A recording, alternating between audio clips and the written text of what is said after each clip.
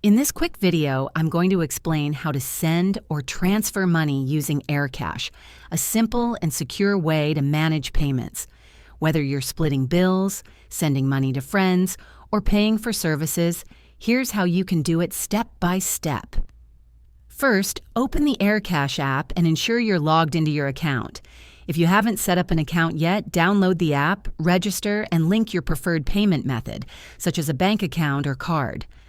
To send money, tap the Send or Transfer button on the home screen. Enter the recipient's details. This could be their phone number, email address, or Aircash username. If the recipient is nearby, you can also scan their QR code for a quicker process. Next, enter the amount you want to send. Double-check the figure to ensure accuracy. You can also add a note or purpose for the transaction, like rent or dinner, to keep track of your payments. Before confirming, review the transaction details, including any fees that might apply. Once everything looks good, tap Confirm or Send. The recipient will receive a notification instantly, and the money will be credited to their Aircash wallet. If you're transferring money to a bank account instead of another Aircash user, select the Withdraw or Bank Transfer option, choose the linked account, and follow the prompts to complete the transfer.